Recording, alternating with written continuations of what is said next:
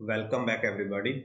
This is our second class in JEE Mains previous year questions for chapter System of Particles and Rotational Motion, also known as Rotational Mechanics of class 11th. Before this, we have made one video in this series, and that video with other our previous videos in JEE Main previous year question series can be found on our YouTube channel named Point Basic. And there is a dedicated playlist to it, so you can go to playlist section and there is a playlist named JEE Mains previous year questions.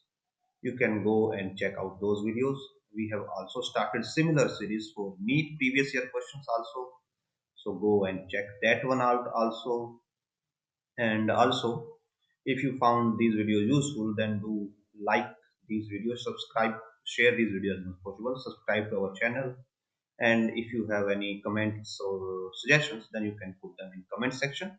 Also, if you want to support us, then you can scan any one of these QR codes and donate whatever amount you want. With that amount, we will be able to get new books and better computer hardware, so that in future our videos can be of better resolution. So with this, let's start today's video. We have completed the question up to question number 10, and this is going to be a long series, as this chapter has a lot of questions, and when a lot of questions are asked from this chapter specifically, we have around 141 questions. So it's going to be a long series of around 10, 12 or something videos. So be with us. We will try to complete everything in a good bit of detail. So question number 11. A force of 40 Newton acts on a point B at the end of L-shaped object as shown in the figure. The angle theta that will produce maximum moment of the force about point A is given by. तो यहाँ पे आपको A point के around maximum क्या produce करनी है, maximum movement of force produce करनी है. तो मूवमेंट ऑफ फोर्स क्या होता है? Movement of force is also known as torque. उसको टॉर्क भी बोला जाता है. तो आपको मैक्सिमम टॉर्क प्रोड्यूस करनी है, और मैक्सिमम टॉर्क प्रोड्यूस करने के लिए हमें टॉर्क को, इन शॉर्ट टॉर्क को मैक्सिमाइज करना होगा. टॉर्क क्या होती है? आर क्रॉस एफ, ये टॉर्क का फॉर्मूला होता है. तो जो आपकी टॉर्क है वो ए पॉइंट पे लग रही है, और जो फोर्स है वो बी पॉइंट पे लग रहा है. तो जो दोनों के बीच का डिस्टेंस होगा वो तो ऑलरेडी मैक्सिमाइज्ड है, मींस हम डिस्टेंस को चेंज नहीं कर सकते. और जो डिस्टेंस है वो गिवन होगा बाय ए बी. सो जो डिस्टेंस है यानी कि आर है वो किसके इक्वल हो जाएगा? वो ए बी वेक्टर के इक्वल हो जाएगा. और जो टॉर्क का फॉर्मूला होता है it is are cross F, और R modulus F modulus into sine theta. और जो आपके पास एफ है, आप एफ को चेंज नहीं कर सकते, आप आर को चेंज नहीं कर सकते, बिकॉज की आर की वैल्यू आपके पास ऑलरेडी गिवन है. So what you can change, आप थीटा को चेंज कर सकते हो, सो दैट आपके पास जो टॉर्क है मैक्सिमम हो. और मैक्सिमम टॉर्क क्या होती है? मैक्सिमम टॉर्क होती है आर इंटू एफ. और ये कब होती है? व्हेन साइन थीटा क्या हो जाए? साइन थीटा 1 हो जाए, और theta is equal to 90 degree हो जाए. और ये कौन से थीटा की बात हो रही है यहाँ पे? सॉरी, हमने गलत एंगल यूज कर लिया. ये वाले थीटा की यहाँ पे बात हो रही है, हम फाई यूज करते हैं, जो आर और एफ के बीच में होगा एंगल फाई. सो यहाँ पे फाई और ये फाई, मीन्स जब आर और एफ के बीच का एंगल फाई 90 डिग्री हो जाए तो उस सिनेरियो में जो टॉर्क है वो मैक्सिमम होती है. तो अभी आर और एफ के बीच का एंगल हमें मैक्सिमम करना है, और आर और एफ के बीच का एंगल कौन सा होगा? Let me draw it here separately. Suppose ये हमारे पास ऐसे सिस्टम है. यहाँ पे जो ए बी है, ए बी को हम व्हाइट लाइन से रिप्रेजेंट करते हैं. ये हम ए बी को रिप्रेजेंट कर रहे हैं, और इसको विद डायरेक्शन रिप्रेजेंट करते हैं, विद वेक्टर डायरेक्शन. सो ये ए बी है हमारे पास, और एक फोर्स का वेक्टर है. सो फोर्स वेक्टर को हम सेपरेट येलो कलर से सपोज रिप्रेजेंट करते हैं. ये हमारे पास फोर्स वेक्टर. सो ये रेडियस वेक्टर है और ये हमारे पास फोर्स वेक्टर है। नाउ क्रॉस प्रोडक्ट में क्या होता है, cross product is are cross F, यानी कि आप आर से स्टार्ट करोगे और फिर आप एफ तक जाओगे। आप आर से स्टार्ट करोगे या एफ तक जाओगे, या फिर अगर आपको एफ से स्टार्ट करना है तो आर तक जाओगे, फिर उसके आगे नेगेटिव साइन लग जाएगा। सो हम ये दूसरा वाला पार्ट लेते हैं, बिकॉज इस पार्ट में जो एंगल होगा वो ये आएगा। ये येलो वाला एफ को रिप्रेजेंट करता है, ये आर को रिप्रेजेंट करता है, तो एंगल ये हो जाएगा। This is hour angle five जो हम यहाँ पे बात कर रहे हैं, फाइव। तो एज पर स्टेटमेंट ये कितना होना चाहिए, ये 90 डिग्री होना चाहिए। अब अगर ये एंगल 90 डिग्री है, if this angle is 90 degree, तो कोरस्पॉन्डिंगली इसका जो रिवर्स एंगल है ये भी 90 डिग्री हो जाएगा। ओके, नाउ सपोज ये है एंगल x और ये वाला है एंगल y। बिकॉज ये राइट एंगल ट्रायंगल है तो ये 90 हो गया, तो यहां से हम लिख सकते हैं that angle x plus angle y is 90 degree, और ये एज पर डायग्राम ये वाला एंगल है थीटा। ओके, तो एज पर दिस कि ये वाला एंगल 90 है तो ये वाला एंगल भी 90 होगा, और ये वाला एंगल भी 90 होगा, और ये वाला एंगल भी 90 ही होगा। So now what we do, ये आपके पास जो लाइन है यहाँ पे, इस पॉइंट को ए बोला गया है, इस पॉइंट को बी बोला गया है, और यहाँ पे ओ बोला गया है। तो अगर आप ये लाइन देखो, ये लाइन स्ट्रेट लाइन है, ओ बी लाइन जो स्ट्रेट लाइन है, मीन्स यहाँ पे जो सभी एंगल्स बन रहे हैं इन सबका सम कितना होना चाहिए, 180 डिग्री होना चाहिए। तो अगर हम यहाँ से स्टार्ट करें, angle y plus 90 plus theta should be equal to 180 degree. Angle y plus 90 degree plus angle theta is equal to 180 degree, और यहाँ से आ जाता है angle y plus angle theta is equal to 180 minus 90 90 degree. अब अगर आप ये दो इक्वेशन देखते हो, x प्लस वाई 90 है और थीटा प्लस वाई 90 है, तो यहाँ से हम क्या लिख सकते हैं, that angle x is equal to angle.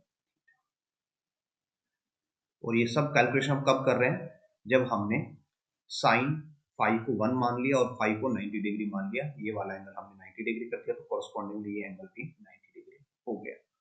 सो और ये मैक्सिमा कंडीशन है, तो मैक्सिमम कंडीशन में थीटा और एंगल x दोनों इक्वल है। नाउ ये एंगल x यहाँ पे है, अगर आप ये देखते हैं कि ये वाली साइड कितना है, ये 4 मीटर है, और ये वाली साइड 2 मीटर है। तो यहाँ से अगर हम टेंजेंट ऑफ x निकालते हैं, tan ऑफ x हो जाएगा परपेंडिकुलर बाय बेस। अगर एंगल यहाँ पे है तो ये वाली लाइन परपेंडिकुलर का काम करेगी और ये बेस का काम करेगी, तो इट विल बी 2/4, और x is equal to theta है, so tangent of theta is equal to 1/2। So using this, option C will be right answer. Next question. In a physical balance working on the principle of movements, when a 5 milligram weight is placed on a left pan, so suppose कीजिए ये left pan हो गया, ये right pan हो गया, और ये wait balance है जो प्रिंसिपल ऑफ वेट्स पे काम कर रहा है। यहाँ पे ये सेंट्रल दोनों सिस्टम, यहाँ पे 5 मिलीग्राम वेट प्लेस कर दिया गया। The beam becomes horizontal, means 5 gram weight डालने पे ये हॉरिजॉन्टल हो जाता है, बैलेंस हो जाता है। Both are empty pans of the balance are of equal mass, which of the following statement is correct? So suppose यहाँ पे क्या बोला गया कि आपके पास एक पैन है, और जैसे ही आपने पैन पे यहाँ इस लेफ्ट साइड पे 5 मिलीग्राम का मास रखा, तो ये क्या हो जाता है, स्ट्रेट हो जाता है। अब अगर आप इस मास को हटा दोगे यहाँ से, अगर आपने हटा दिया, मीन्स क्या होगा, इस साइड वेट कम हो जाएगा। 5 मिलीग्राम रखने पे ये बैलेंस हो रहा था, अब अगर 5 मिलीग्राम आपने हटा दिया तो यहाँ पे वेट कम हो जाएगा, और उस सिनेरियो में ये अनबैलेंस हो जाएगा, मीन्स ये ऐसे टिल्ट हो जाएगा। ये वाली साइड है जो ये नीचे चली जाएगी, और ये वाली साइड ऊपर चली जाएगी, मीन्स ये वाली साइड क्या ज्यादा प्रोड्यूस कर रही है, ज्यादा टॉर्क प्रोड्यूस कर रही है, यहाँ पे टॉर्क ज्यादा है, मोर टॉर्क, और यहाँ पे लेस टॉर्क है। ओके तो हम बोल सकते हैं कि torque of left right is greater than torque of left. और टॉर्क का फॉर्मूला क्या होता है? आर, ये डिस्टेंस है राइट का, into force of right is greater than r of left into force of left. अब अगर देखते हैं, both empty pans of the balance are equal mass, means masses equal है, यानी कि जो फोर्सेस हैं ये दोनों इक्वल है, राइट का और लेफ्ट का फोर्सेस इक्वल है। तो यहाँ से क्या आ जाता है, राइट का जो डिस्टेंस है वो लेफ्ट के डिस्टेंस से ज्यादा है, और यहाँ पे ऑप्शन जो सी है, left arm is shorter than right arm, it will be the right answer. Okay और जो ये लिखा हुआ है every object is weight using balance is appears to be lighter, so depend upon कि आप कहाँ पे रखते हो, लाइटर होगा या हैवियर होगा, सो हम कंक्लूड नहीं कर सकते। हम बट ये इंक्लूड कर सकते हैं कि जो राइटर आर्म है उसकी लेंथ ज्यादा है as compare to left arm. Next question in a figure shown as ABC in a uniform wire, if center of mass of wire lies vertically below point A, then BC by AB is close to। तो BC by AB का ratio हमें calculate करना है, और यहाँ पे बोला गया है कि सेंटर ऑफ मास है जो वायर का, वो कहाँ पे लाई करता है, वर्टिकली बिलो पॉइंट ए, यानी ए पॉइंट के वर्टिकली बिलो कहीं पे लाई करता है। So let us draw a line जो ए के बिलो हो, यहाँ पे ऐसे, यहाँ पे कहीं भी हो सकता है, हमें नहीं पता, बट हमें इस चीज का श्योर है कि सपोज कीजिए हम let A B is equal to L ले लेते हैं।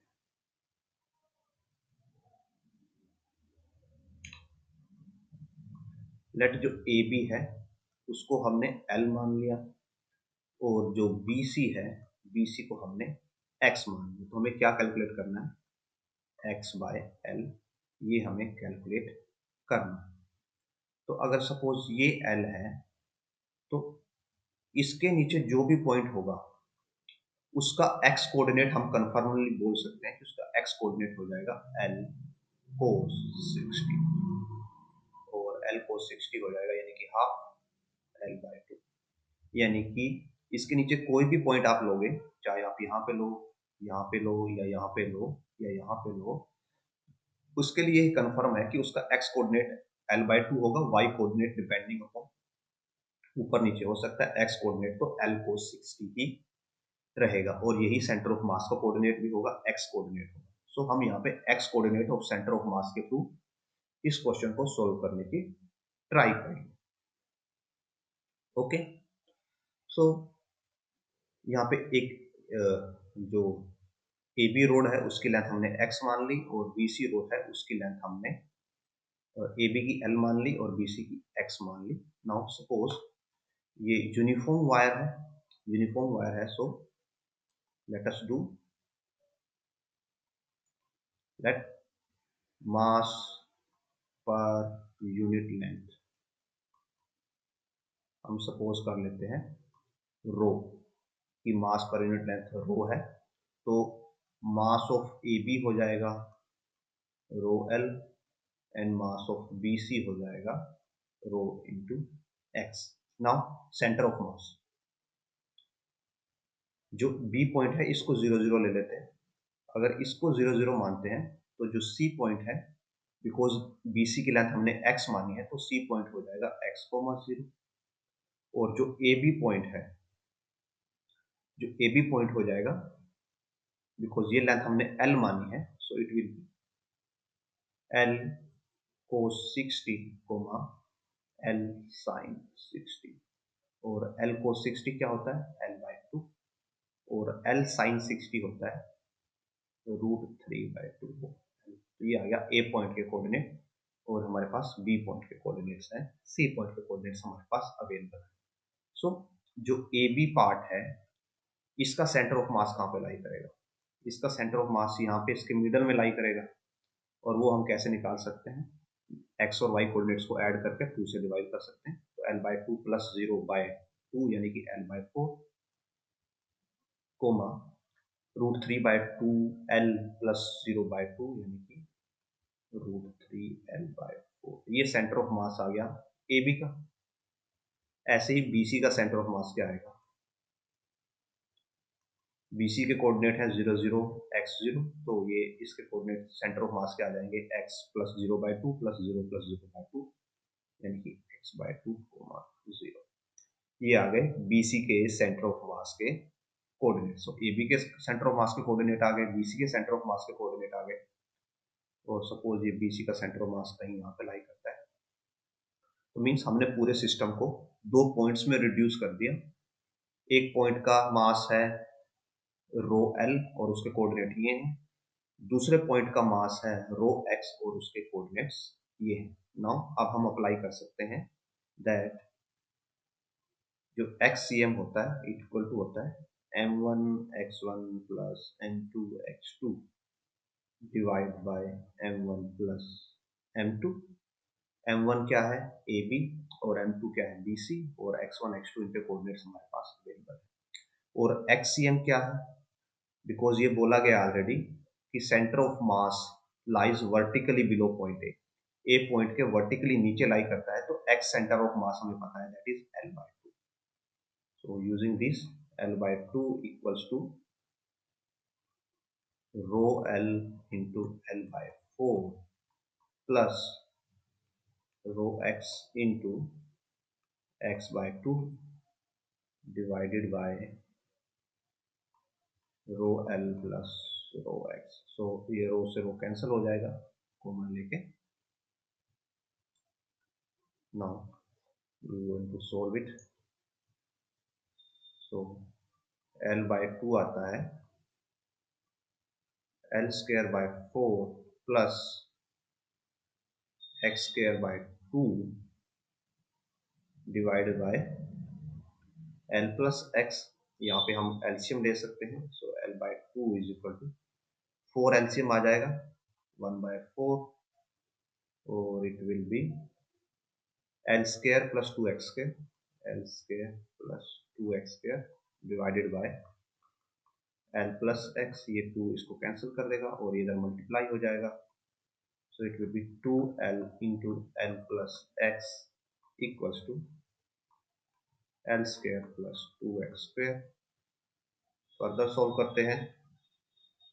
So it will be 2L square plus 2LX equals to L square plus 2x square। तो जब हम इन दोनों टर्म्स को उधर ले जाते हैं तो हमारे पास बन जाता है ये 2L square minus L square यानी कि L square minus 2x square divided minus plus ये आएगा 2LX इज इक्वल टू 0। अब बिकॉज हमें क्या निकालना है? हमें वैल्यू निकालनी है किसकी?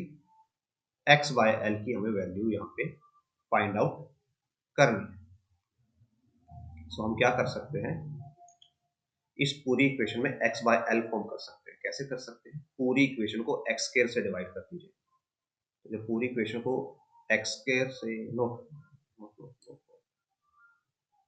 x बाय एल बनाना है, यस, पूरी इक्वेशन को l स्क्वायर से डिवाइड कर देंगे तो यहाँ पे बचेगा 1 minus 2 x by L square plus 2LX by L square. So यहाँ से L बाय x और ये हो जाएगा 0।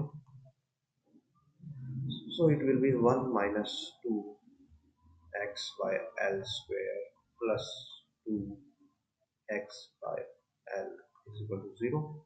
यहाँ से माइनस कॉमन ले लेते हैं और उसको 0 से एडजस्ट कर देते हैं, तो it will B 2x by L square minus 2x by L minus 1 equal to 0।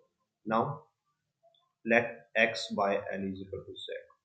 ये हम एक क्वाड्रेटिक इक्वेशन फॉर्म कर देते हैं इसमें, तो ये बन जाएगी 2z square minus 2z minus 1 equal to 0। तो यहाँ से z की वैल्यू निकालते हैं अगर, तो z will be minus b यानी कि 2 प्लस माइनस 2 का square 4 minus 4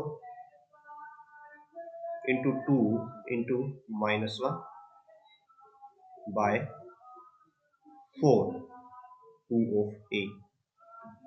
So this will be 2 plus minus 4 और ये दोनों ऐड हो जाएंगे 4 इंटू 2 8 बाय 4.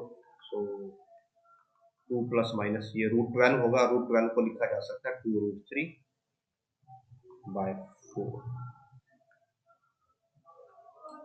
और यहाँ पे फर्दर इसको सोल्व कर सकते हैं. 2 हम कॉमन लेके डिवाइड कर सकते हैं तो it will be 1 plus minus √3 by 2 equal to z. Now अगर हम यहाँ पे नेगेटिव साइन वाला पार्ट लेते हैं तो नेगेटिव साइन से हमें नेगेटिव वैल्यू मिलेगी तो हम नेगेटिव वैल्यू नहीं लेंगे. उसकी वैल्यू लेते हैं ओनली 1 प्लस √3 बाय 2 और जो √3 होता है 1.73 होता है. So 1 plus 1.73 by 2 equal to 2.73 by 2 और इसको डिवाइड करते हैं तो आता है 1.86 और ये z की वैल्यू आई है और z है हमारे पास x बाय एल और x बाय एल ही हमें कैलकुलेट करना था. सो 1.86 and here is the answer option A जो हमारा राइट आंसर होगा. नेक्स्ट क्वेश्चन की तरफ बढ़ते हैं. Distance of centre of mass of a solid uniform cone from its vertex at is z known. If the radius of the base is r and its height is h, then z known equal to means हमें यहाँ पे एक कोन है उसका हमें centre of मास का distance find out करना है. तो इसके लिए first of all let's draw a cone. पहले हमें कोन ड्रॉ करनी पड़ेगी.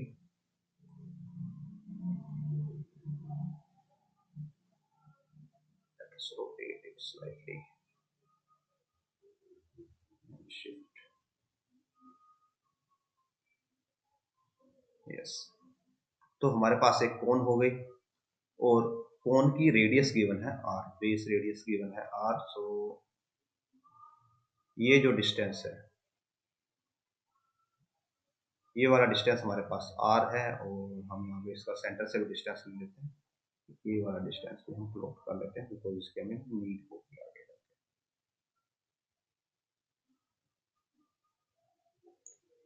सो दिस इज r और ये हमारे पास कोन है और इसकी हाइट इज h. तो जो ये वाला डिस्टेंस है यानी कि हाइट ये हमें h गिवन है.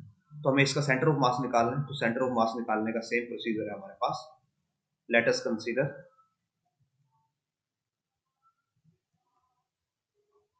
a small element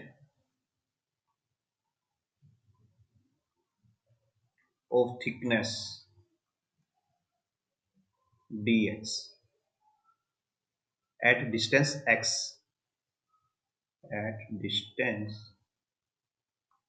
x from point O. ये हमारा पॉइंट O होगा. इसको हम पॉइंट A बोल देते हैं. ये B हो जाएगा फ्रॉम पॉइंट O. तो हमने एक स्मॉल एलिमेंट ले लिया और किसकी फॉर्म में लेंगे? डिस्क की फॉर्म में लेंगे.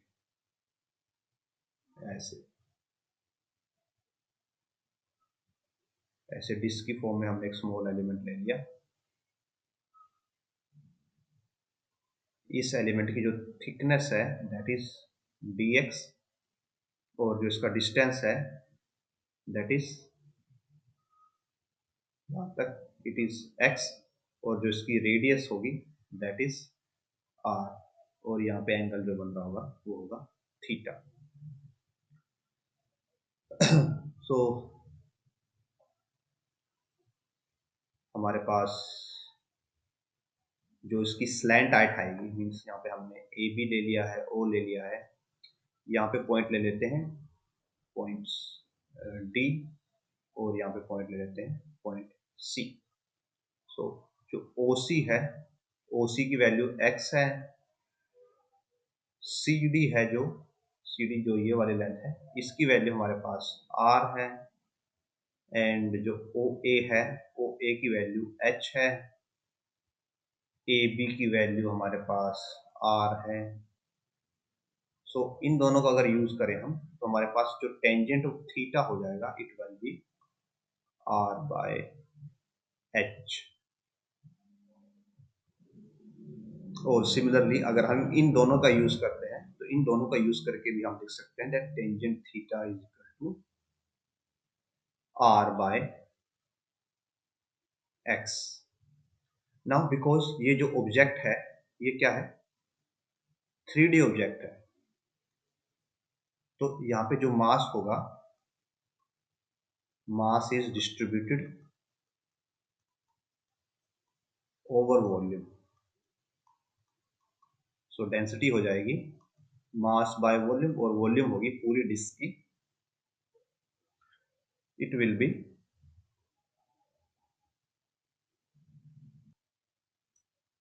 1/3 पाई आर स्क्वायर एच, और इसको आप लिख सकते हो 3m by pi r square h. Because हमें सेंटर ऑफ मास निकालना है और उसके लिए फॉर्मूला होता है something like this, xcm is equal to x dm by dn। तो हमारे पास डेंसिटी आ गई, अब हम निकालेंगे जो हमारे पास ये dm टर्म है, हम ये कैलकुलेट करनी होगी हमें। So volume of small object और स्मॉल एलिमेंट, सॉरी, जो हमारा ये स्मॉल एलिमेंट है ये वाला, अगर इसको अलग से ड्रॉ करें सेपरेटली तो ये कुछ ऐसे है हमारे पास।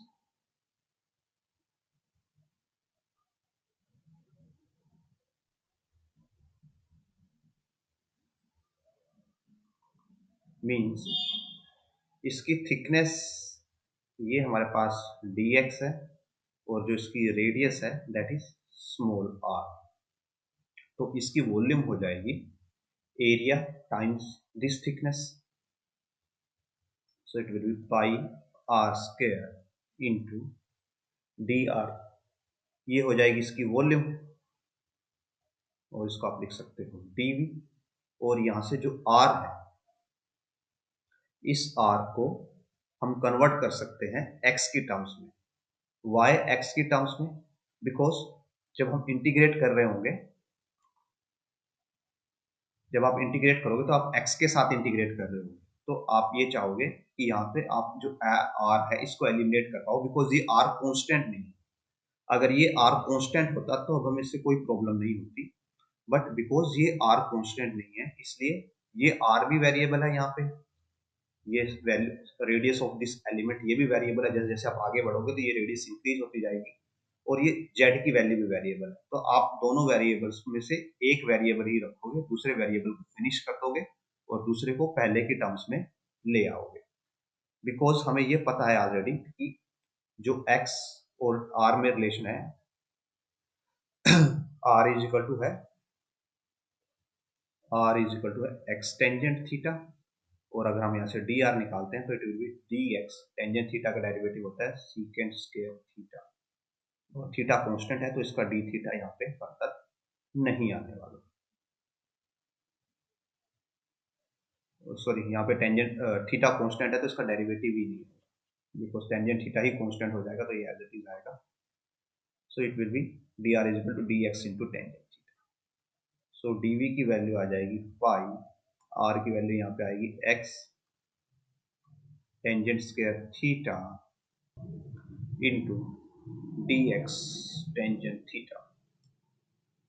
सो इन टोटल ये वैल्यू हमें देगी pi tangent cube theta x square d x, ये हमारे पास डी भी आ गया, और अब यहां से हम डी एम कैलकुलेट कर सकते हैं। It will be rho d v, rho is 3m by pi r square h multiply pi tangent cube x square d x square.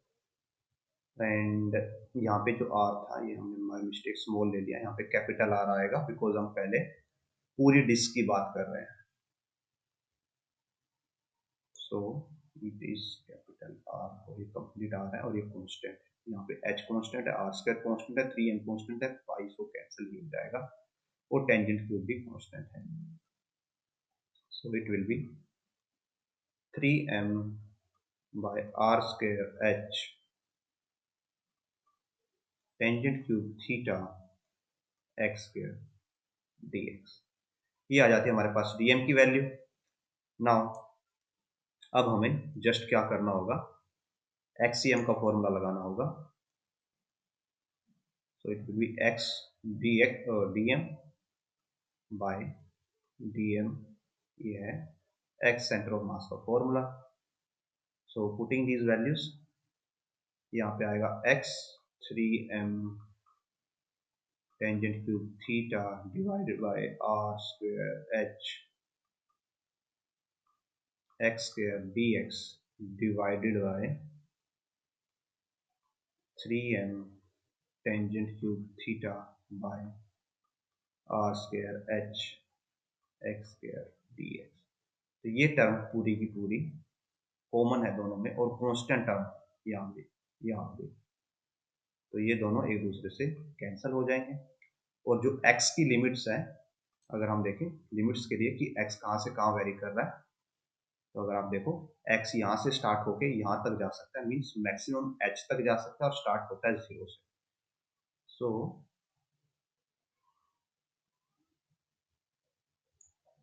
limits will be 0 to h, 0 to h. So this is x cube dx 0 to h and this is 0 to h x square dx। यहाँ से मिलेगा x4 by 4 0 to h, यहाँ से मिलता है x cube by 3 0 to h। Values put करते हैं r4 by 4 divide by r cube by 3 और इसको कट करके आएगा 3 by 4 ऑफ r हमारे पास एज आंसर। और सॉरी नॉट r, h है, बाय मिस्टेक r लिख दिया। 3 by 4 ऑफ h। और अगर हम कंपेयर करें ऊपर जाके, so here is option D, 3 by 4 of h is the final answer. आगे बढ़ते हैं next question. So in this question, a uniform rod AB of length L has linear mass density. So linear mass density given x is measured from A. If center of this mass of this rod lies at this from A, then A and B are related as such. तो A और B का relation हमें बताना है। तो first of all हम क्या करेंगे, यहाँ से सेंटर ऑफ मास की वैल्यू निकालेंगे यूजिंग दिस और फिर उसको 7/12 के इक्वल कर देंगे और वहां से हमारे पास A और B का रिलेशन फाइंड आउट हो जाएगा। सो अगेन यहाँ पे क्या है, हमारे पास एक रोड है। तो जैसे हमने पहले भी किया है रोड के सिनेरियो में कि एक रोड हमने अज्यूम कर ली, इस रोड पे इस पे हम 2 पॉइंट्स ले लेते हैं, पॉइंट ए ये पॉइंट बी और पूरी रोड की लेंथ हम अज्यूम कर लेते हैं यहाँ पे एज पर मेंशन कि लेंथ एल है। So it will B a.00 और b पॉइंट हो जाएगा l,0। यहाँ पे एक स्मॉल एलिमेंट ले लेते हैं dx लेंथ का और ये जो इसका डिस्टेंस हो जाएगा a पॉइंट से ये हो जाएगा x। सो जो डेंसिटी है एट x पॉइंट वो इस फॉर्मूला से दी जाएगी, a is equal to a plus b x by l. तो जो dm हो जाएगा यानी मास ऑफ स्मॉल एलिमेंट वो हो जाएगा, बिकॉज जो डेंसिटी होती है वो मास बाय लेंथ होती है, ठीक है। तो मास बाय लेंथ होती है, तो इसको अगर आप लेंथ से डिवाइड कर देते हो तो मल्टीप्लाई कर देते हो तो आपके पास dm आ जाएगा और स्मॉल एलिमेंट की लेंथ हमने कितनी मानी है, dx मानी है। सो dm आ जाएगा a plus b x by l into dx। तो ये आ गया हमारे पास dm। नाउ अगर हम यहाँ से xcm निकालें तो it will be x d m divided by integral d m. So और ये जो इंटीग्रल है यहाँ पे dx में इंटीग्रेशन है, तो dx कहाँ से कहाँ वेरी कर सकता है, यानी कि x मिनिमम वैल्यू 0 हो सकती है, मैक्सिमम वैल्यू l के इक्वल हो सकती है। सो 0 to l x, और ये dm की वैल्यू है यहाँ पे a plus dx by l into dx divide by 0 to l, यहाँ पे आएगा a plus bx by l into dx। So further solve करते हैं इसको। It will be ax plus bx square by l whole dx integral 0 to l a plus bx by l dx। Integration solve करते हैं तो ax dx का integration solve करके मिलेगा ax square by 2। इसका इंटीग्रेशन सोल्व करेंगे तो it will be bx cube by 3l limits l to 0। Similarly यहाँ पे ax plus bx square by l by 2l limits l to 0। Values को further put करते हैं, लिमिट्स को जब 0 पुट करेंगे तो बिकॉज सभी के अंदर x है, तो अब 0 पुट करने पे सभी वैल्यू 0 हो जाएंगी, तो उनको इग्नोर करेंगे, ओनली l की वैल्यूज पुट करेंगे। तो इट विल बी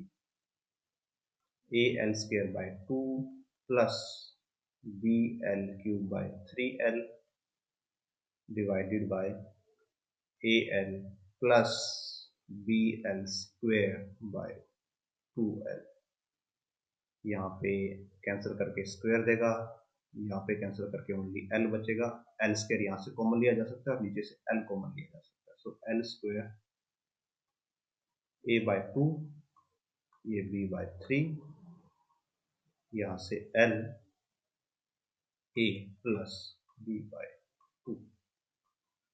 l से स्क्वायर कैंसिल होगा, फर्दर सोल्व करते हैं। l एलसीएम आएगा 6, ये देगा 3a प्लस 2b, और यहाँ से मिलेगा 2a प्लस b बाय 2, ये 3 पे कैंसिल हो जाएगा। So in a nutshell this gives l by 3, 3a plus 2b divided by 2a plus b। So ये हमारे पास सेंटर ऑफ मास का की वैल्यू, फाइनल वैल्यू आती है।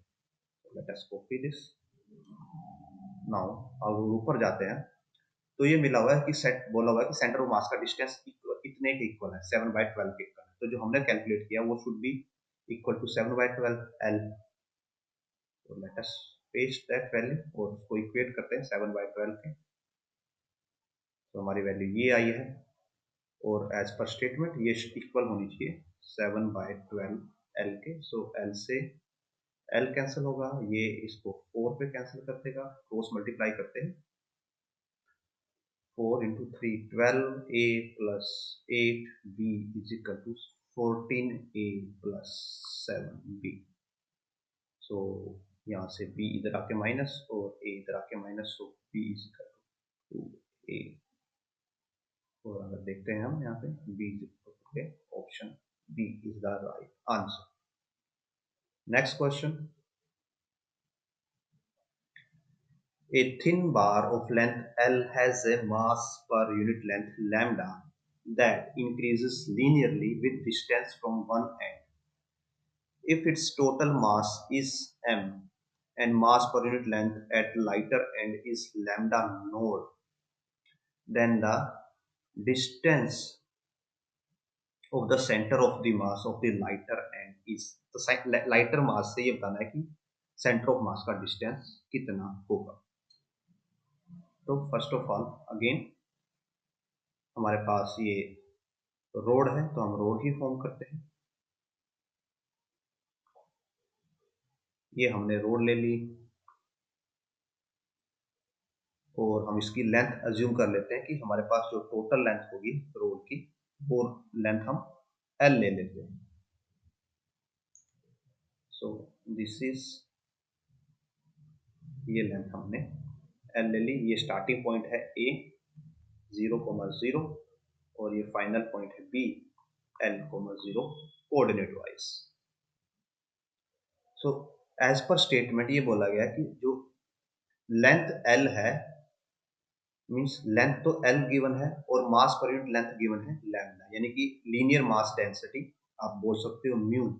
म्यू की वैल्यू गिवन है लैम्डा, और जो इसका थिन वाला पार्ट है, जो लाइटर पार्ट है, मास पर unit length at the lighter end is lambda node. तो यहाँ पे हमारे पास दो डेंसिटी गिवन है, एक लैम्डा और एक लैम्डा नोड। जो लाइटर पार्ट है उसकी डेंसिटी, सपोज जो ए वाला पार्ट है ये लाइटर पार्ट है, तो इसकी डेंसिटी लैम्डा नोड है, और जो फाइनल एंड होगा इसकी डेंसिटी लैम्डा होगी। और जो ये म्यू है, ये lambda nought to lambda increase होती है linearly over the length of L. तो यहां से हमें क्या बनाना पड़ेगा, रिलेशन बनाना पड़ेगा लैम्डा नोड और लैम्डा का।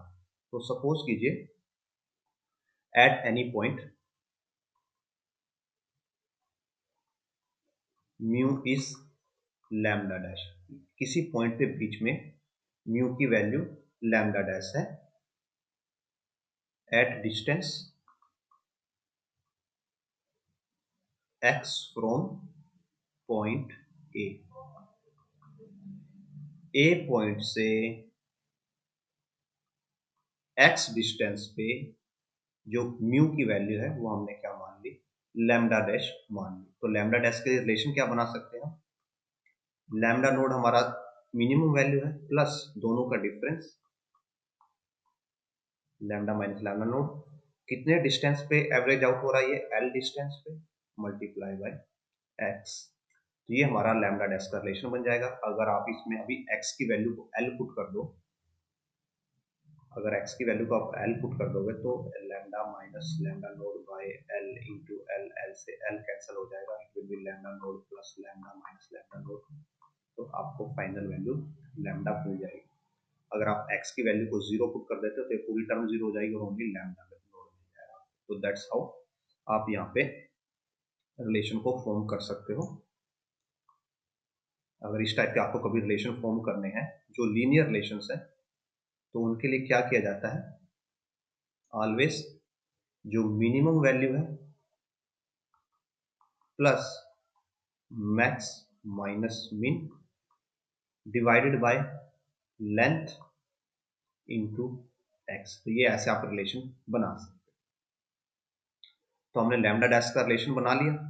नाउ अगेन फिर से सेम प्रोसेस की, यहाँ पे एक हमने एक एलिमेंट ले लिया जिसकी लेंथ है तो जिसकी विथ है dx और x लेंथ तो हमने x मान ही ली कि x डिस्टेंस पे एक एलिमेंट लिया हमने जिसकी विथ या लेंथ क्या है dx है। तो उसके लिए dm क्या हो जाएगा, just lambda into dx, lambda dash into dx, so it will be lambda node plus lambda minus lambda node by L into x into dx. So let us do XCM, center of mass calculate करते हैं। It will be x dm by integral dm, और x कहाँ से कहाँ very करेगा, again 0 to L जो maximum length है वहां तक वेरी कर सकता है। सो 0 to लेंथ, ये हमारे पास dm की वैल्यू है और इसको x से मल्टीप्लाई करना है।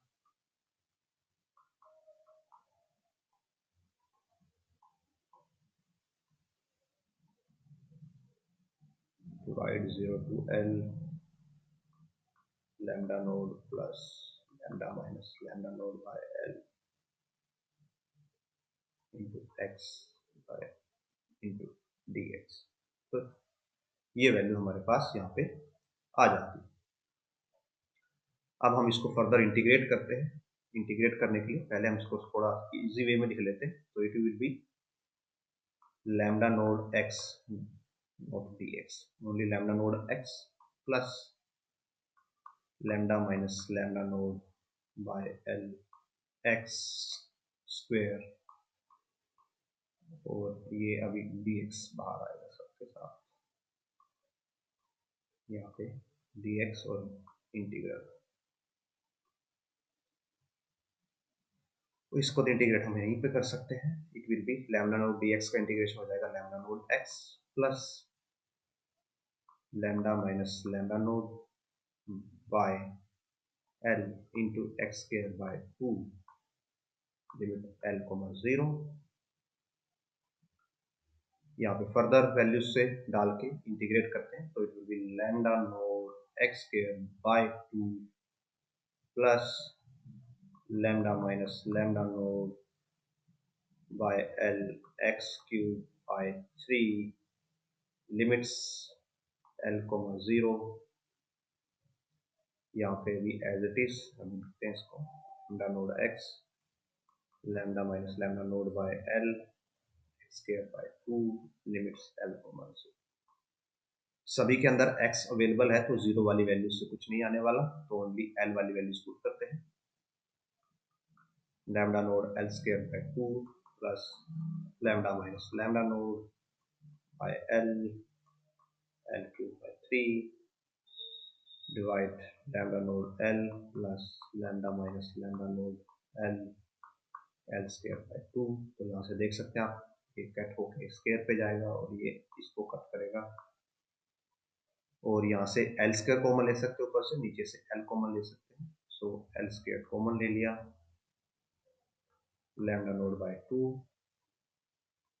plus lambda minus lambda node by 3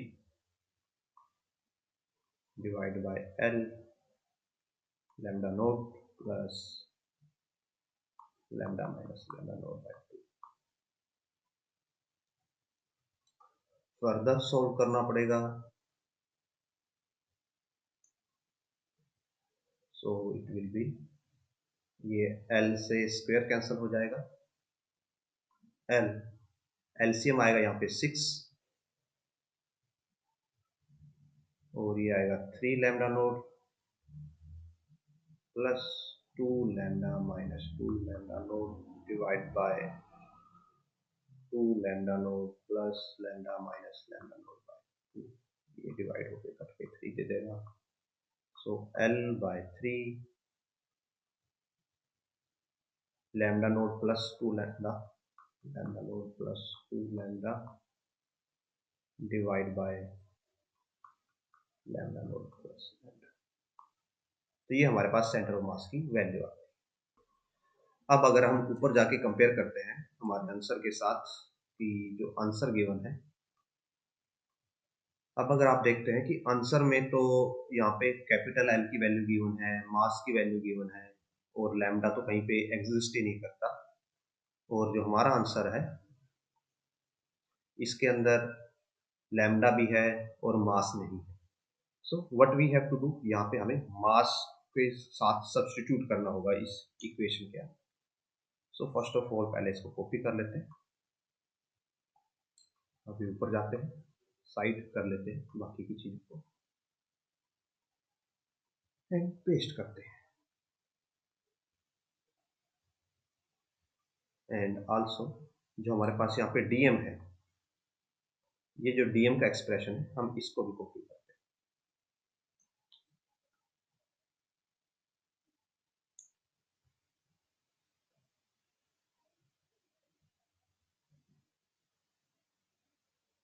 So copy it and paste it।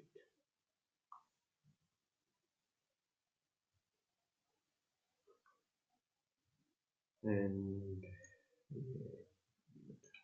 So this is DM, और जो डीएम है उसी से हमें कंप्लीट मास मिलना है। तो अगर हम डीएम का इंटीग्रेशन करते हैं, डीएम का इंटीग्रेशन हमें क्या देगा, value M integral of this.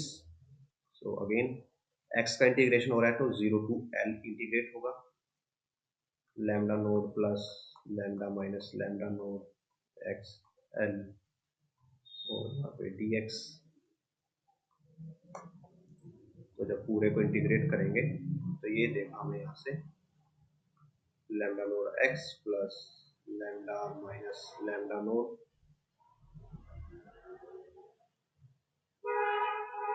Bye L X square by 2 limits L to 0। So यहाँ से आ जाता है m is equal to lambda node l plus यहाँ पे l पुट करेंगे तो l से स्केयर कैंसिल हो जाएगा, lambda minus lambda node by 2 into l। और जब इन दोनों को सोल्व करते हैं तो m equal to 2 common LCM में आ जाएगा, it will be 2 lambda node l plus lambda l minus lambda node l। ये 2 इधर जाएगा तो it will be 2m is equal to 2 lambda node l में से लैम्डा नोड l आप माइनस कर दोगे तो it will be lambda node l plus lambda l, l common लेके डिवाइड में चला जाएगा, so 2m by l is equal to lambda node plus lambda, और यहाँ से आ जाता है लैम्डा की value 2m by l minus lambda naught. ये रिलेशन बन जाता है लैम्डा और लैम्डा नोड का, और इस रेशियो को हमें पुट करना है यहाँ पे, बिकॉज जो फाइनल आंसर है उसके अंदर लैम्डा नहीं है। So let us do it. First इसको कॉपी कर लेते हैं again,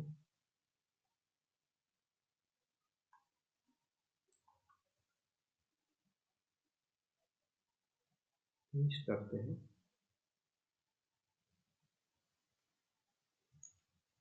this is lambda node.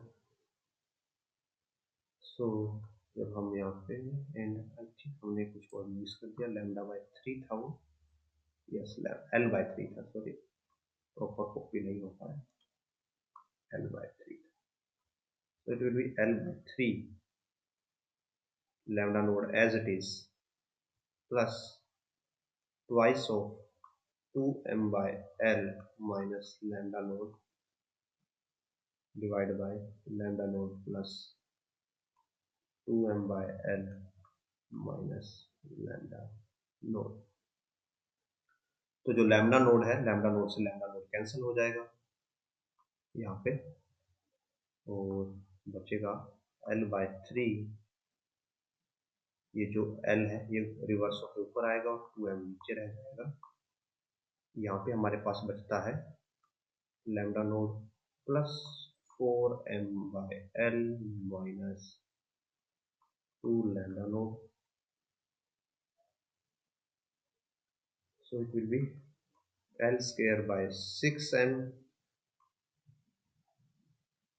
Lambda naught, ये माइनस का लैम्डा नोड रहेगा यहाँ पे, this one 4m by l minus का lambda node.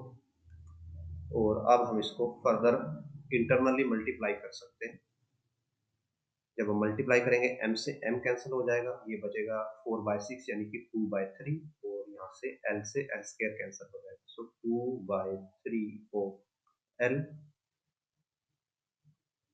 Minus lambda node l square by 6m। ये हमारे पास रिलेशन, फाइनल रिलेशन बचता। So now let us compare 2 by 3l कहाँ पे है आंसर में, सो ये 2l by 3 minus lambda l square by 6 minus lambda l square by 6m। Option D is the right answer, although ये question थोड़ा lengthy है और लंबा भी है, but this is the type of question जो आपको जेई में मिलते हैं, so we have to get used to that. Next question करते हैं।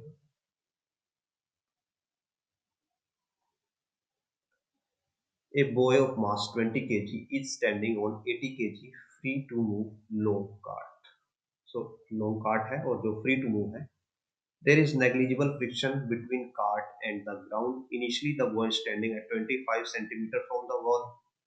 If he walks 10 meter on the cart towards the wall, then the final distance of the boy from the wall will be।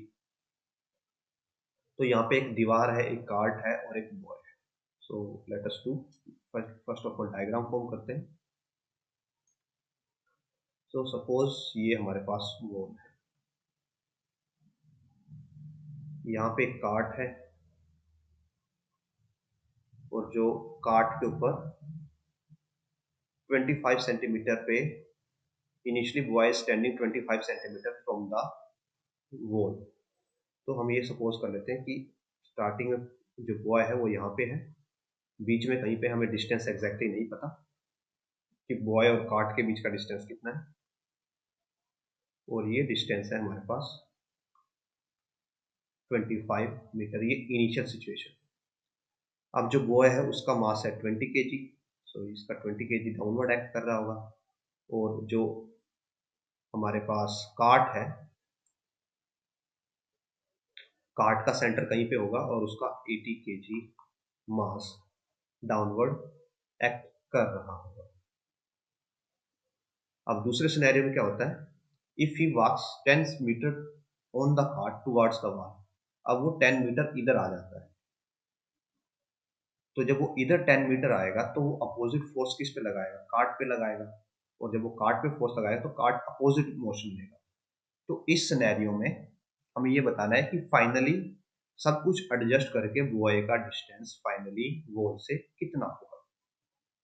Now इस question में अभी आपको ना तो cart की length given है और ना ही ये पता है हमें कि बॉय कार्ट में कितने डिस्टेंस पे है। कार्ट में जो कार्ट का स्टार्टिंग पॉइंट, अगर आप इसको सपोज कर लो पॉइंट ए है, ये कार्ट की लेंथ ए बी है, कार्ट का मिडल पॉइंट सी है, तो और जो जो बॉय है स्टार्टिंग में वो डी पॉइंट पे है मान लो। तो हमें ये नहीं पता एडी की लेंथ कितनी है, डीसी की लेंथ कितनी है, हमें सिर्फ ये पता है कि जो गोल है, अगर हम गोल को पॉइंट ओ मान लें तो जो ओ डी है हमें उसकी लेंथ गिवन है ओनली 25 सेंटीमीटर। सो तो हम यहाँ पे क्या करते हैं, बिकॉज हमें कोई वैल्यूज नहीं गिवन, बट इस सिस्टम का कहीं ना कहीं पे सेंटर ऑफ मास होगा। तो सपोज कर लेते हैं हम एक हाइपोथेटिकल लाइन ड्रॉ कर लेते हैं, बिकॉज जो दोनों मासेस हैं वो इधर है, मीन्स ये 80 kg है और ये पर्सन यहाँ पे है, तो सेंटर ऑफ मास इन दोनों के बीच में कहीं पे लाई करेगा। तो लेट अस डू, हम एक लाइन ड्रॉ कर लेते हैं जो कि सेंटर ऑफ मास को रिप्रेजेंट करे। सपोज ये लाइन है जो सेंटर ऑफ मास को रिप्रेजेंट करती है, बिकॉज यहाँ पे ओनली इंटरनल फोर्सेस इन्वॉल्व हैं, तो हमें ये पता है कि सेंटर ऑफ मास चेंज नहीं होगा टाइम के साथ। तो फर्स्ट ऑफ पहले इसको हम कॉपी कर लेते हैं, बिकॉज हमें बाद में इसको ड्रॉ करना होगा। Copy now. अब जब ये जो बॉय है, ये बोला गया है walks 10 metre on the cart towards the wall, means ये बॉय अब इस तरफ वॉक करता है, 10 मीटर वॉक करता है। तो जब ये 10 मीटर इस तरफ मूव करेगा तो ये क्या करेगा, कार्ट पे रिवर्स फोर्स लगाएगा, और तो जो आपका कार्ट है वो किस साइड डिस्प्लेस होगा, वो इस साइड थोड़ा डिस्प्लेस होगा। तो हम ये सपोज करते हैं, ये अज्यूम करते हैं कि जो कार्ट है वो एक्स डिस्प्लेस होता है, मीन्स अपनी मीन पोजीशन से कार्ट की जो डिस्प्लेसमेंट है वो एक्स होती है।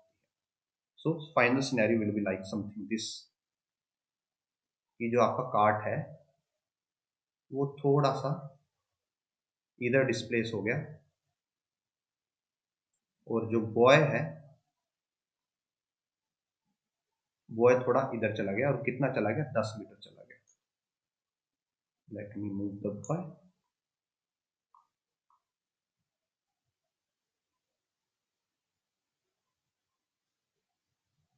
बॉय इधर चला गया और ये सेंटर ऑफ मास हमारा X naught, I have to redraw it, yes, okay.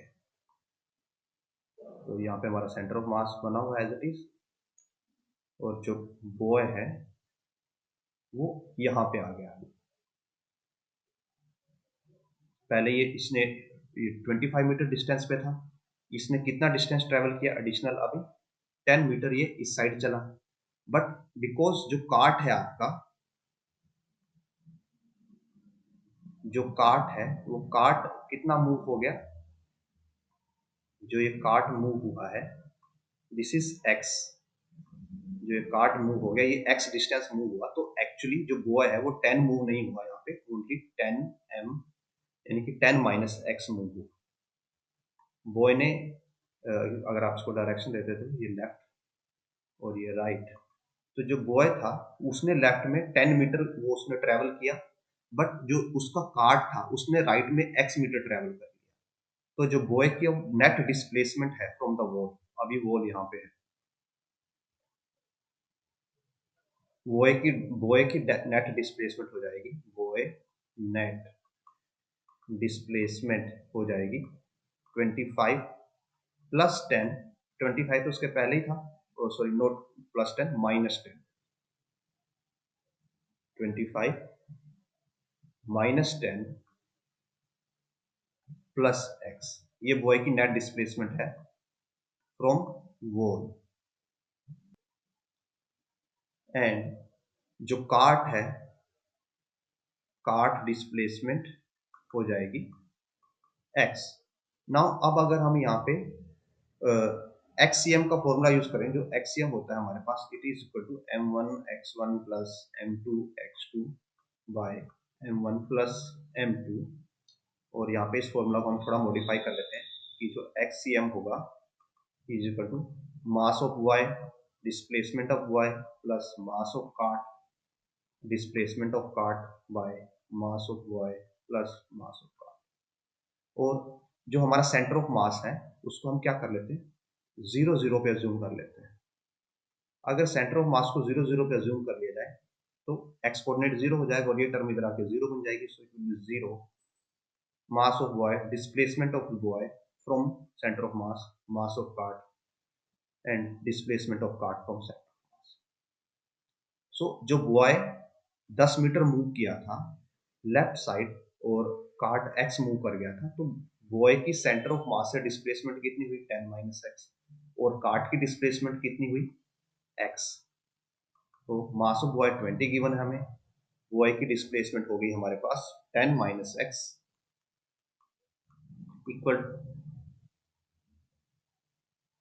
Plus mass of cart 80 है और कार्ट की डिस्प्लेसमेंट यहाँ पे होगी minus X. Y minus X, because जो बॉय की डिस्प्लेसमेंट है अगर हम उसको पॉजिटिव ले रहे हैं तो कार्ट की डिस्प्लेसमेंट ऑटोमेटिकली नेगेटिव हो जाएगी रिलेटिव टर्म्स में। तो यहाँ से हमारे पास जो इक्वेशन बनेगी it will be 200 minus 20x minus 80x is equal to 0, 200 minus 100x is equal to 0 और x आ जाएगा 2 मीटर। और जब हमारे पास x की वैल्यू आ गई है तो हम y की फाइनल डिस्प्लेसमेंट निकाल सकते हैं वॉल से।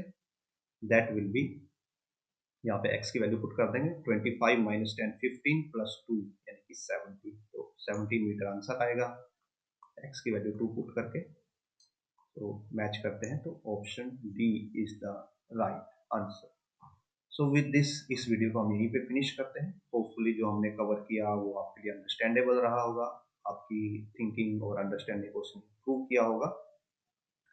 एंड अगर आपको वीडियो पसंद आए तो लाइक कीजिए, शेयर कीजिए, चैनल को सब्सक्राइब कीजिए। आल्सो अगर आप हमें कुछ, आपके कुछ सजेशंस हैं और डाउट्स हैं तो आप कमेंट सेक्शन में डाल सकते हैं। और अगर आप हमें सपोर्ट करना चाहते हैं तो क्यूआर कोड आपके सामने अवेलेबल है, स्कैन कीजिए और वट एवर अमाउंट आप दे सकते हैं। इससे हमें इन फ्यूचर वीडियोस में, जो आने वाली वीडियोस हैं, वहाँ पे better hardware equipment and books wise help मिलती है। So with this we will meet in next video, and thanks for